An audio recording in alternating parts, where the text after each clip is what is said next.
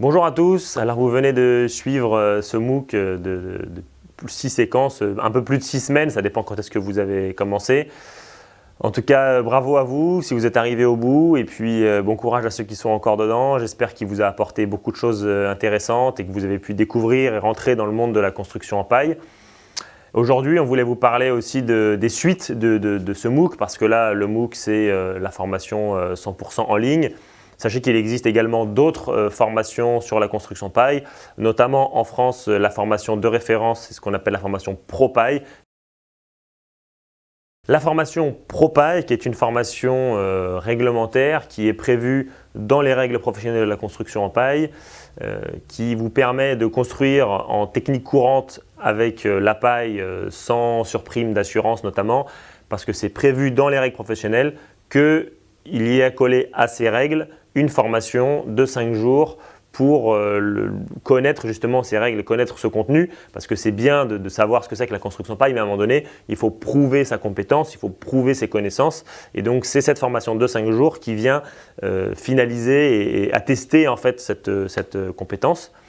Donc, qu'est-ce que c'est que cette formation ProPaille? Elle est partagée entre à peu près 60% de salles théoriques et puis 40% de pratiques. Chacun vient avec son métier et repartira toujours avec son métier, mais on vient justement apporter les éléments spécifiques à la construction paille qui sont nécessaires pour chacun des métiers, aussi bien de la conception que de la réalisation. Donc tous les métiers qui tournent autour de la construction en paille, de la construction je veux dire d'une manière générale, sont concernés par la formation ProPaille. C'est des formations toujours interdisciplinaires, donc vont se côtoyer des architectes, des charpentiers, des ingénieurs thermiciens, des ingénieurs structure, des enduiseurs, des maçons. Voilà, on essaye de faire quelque chose d'assez éclectique et aussi très intéressant dans l'interaction entre chaque métier pour que justement on voit qu'autour d'une même thématique, c'est très intéressant d'avoir les différents points de vue pour que du coup, au-delà même de ce qui est apporté par le cours, c'est aussi des interactions qui la rendent riche. Donc, qu'est-ce qu'on va voir dans cette formation? Notamment sur la partie théorique, il va y avoir tout ce qui est approvisionnement, qualité du matériau. Il va y avoir également les conditions préalables, donc les réceptions de support, les gardes au sol, les choses comme ça.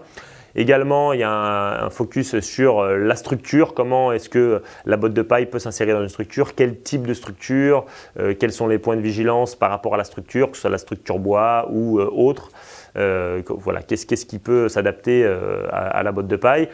Ensuite, on voit également tout ce qui est intégration, on va dire des éléments connexes, donc intégration des menuiseries, quels sont les points de vigilance, comment est-ce qu'ils vont s'intégrer, se raccorder avec les parois isolées en paille.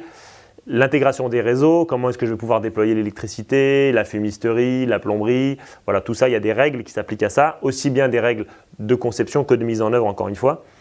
Et puis, il y a aussi des focus sur les désordres.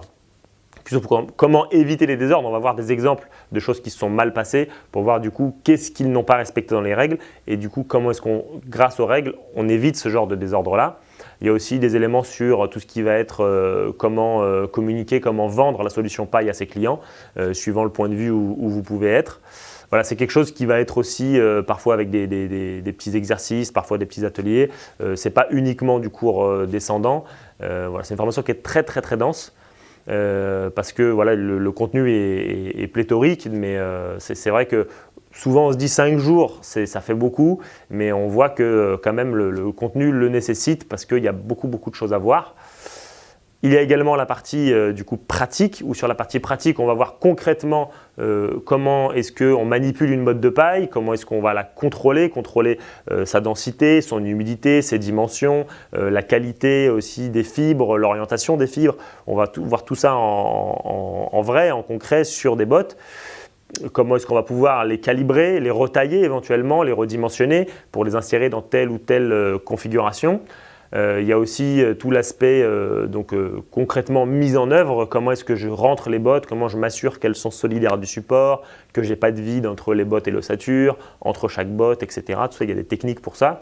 On va voir également donc l'intégration des réseaux, le déploiement qu'on aura vu sur la partie théorique, mais il y a une petite partie aussi pratique, donc de voir concrètement à quoi ça ressemble tout ça.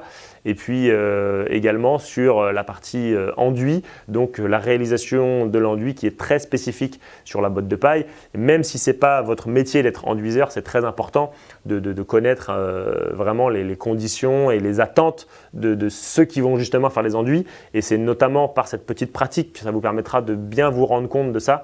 Et c'est vraiment ce contact avec la matière, avec le réel, avec quelque chose de très concret qui va permettre à chacun, que vous soyez concepteur comme artisan, entreprise de construction, de pouvoir cerner un peu tout ce panel-là, de la partie théorique à la partie pratique, quelque chose de très complet